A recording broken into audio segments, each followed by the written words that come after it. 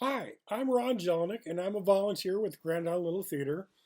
One of the things that I've volunteered to do is work in the sound booth, and that's what I'm here to talk to you about today. Um, the sound booth is a really cool place to work, actually. Um, in the back of the theater, there's a booth where lights and sound are controlled. The soundboard is a great big console that has all kinds of dials and switches on it to help bring up the volume on certain microphones and different different things in the theater. And so, if you're thinking that working in the sound booth would be a great place to come see the show and maybe catch up on your sleep, well, you'd be wrong because the sound guy is usually very busy. And the reason for that is because actors wear microphones. You have to make sure that each actor's microphone is on when they come on stage and off when they leave the stage. Now, why is it important that you turn the microphone off when they leave the stage? Well, think about it this way. If you go backstage and somebody asks you a question not related to your character and says, is your makeup okay? And you say, yes, my makeup is fine. You don't want the audience to hear that. So it's very important that the microphone is off when the actor leaves the stage. So you're constantly turning on and off microphones throughout the show. The other thing that the sound guy is responsible for, or sound person is responsible for, is to make sure that all the sound effects get played at the right time, which means that you're going to be following a script and looking for all the different cues that you have to run the sound effects that need to come up in the show. Now, sound effects you're going to have I basically have two categories of sound effects. Um, the sound effects in which actors need to react to, and the sound effects that help create the environment that the actors are in. Let's talk about the first one, which is cues, which is something that the actors need to respond to. The most common sound effect that an actor needs to respond to is probably a telephone. Telephone rings, actors got to answer it. That begins another part of the show. A conversation starts on that and can key a lot of different other things that happen throughout the show. So the ring of the telephone is just as important as any line one of the actors may say on stage. So it's very important that you get that cue in the right place for the actors to react to it appropriately. But say your show is not present day. Say it's older. Maybe when phones didn't sound like that, they sounded a little bit older, like that. Or maybe it's a modern show and it's a wireless phone, or even a cell phone,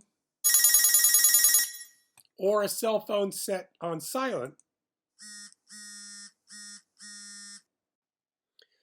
Another sound effect that actors would respond to might be somebody pulling up in their driveway. You hear a car horn, you react. Somebody's here, we got to go see who's here. Other things that an actor might respond to: gunshots. That would be a very dramatic show, but an actor's got to respond to those things.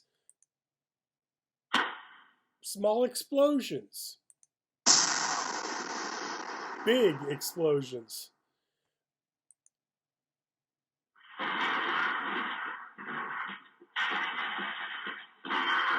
Stuff falling down, a crash. You got to respond to things, and it's all part of the story.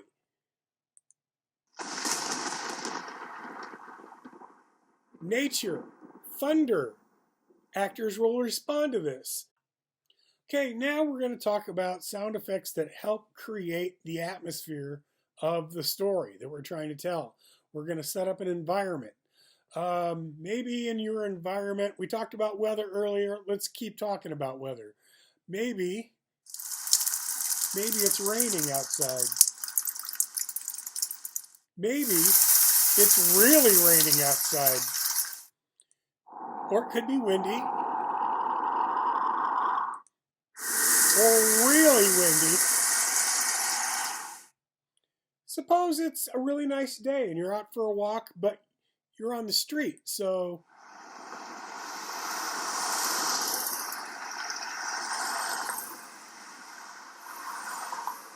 traffic. Now, these are things that the actors aren't going to respond to, but again, it helps set up the environment in which the actors are in. Maybe the actor's on a farm.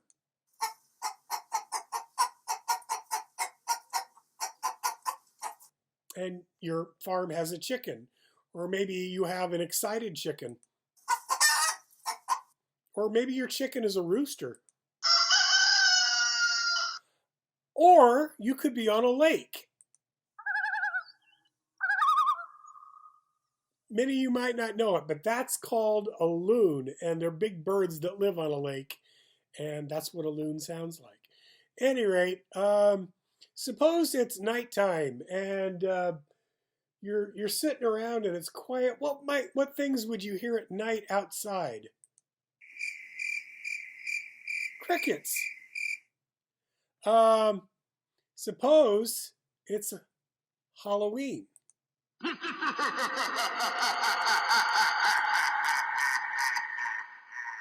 See, this is where sound effects gets really fun. So use your imagination, get creative, and have fun with it. Ultimately, the director of the show will tell you what they want and what they don't want because they are in charge. And basically, you have to kind of follow their vision for the show. So you might come up with something really great, but it's not appropriate for this particular show. So again, the director has the last word, and you have to listen to what they say.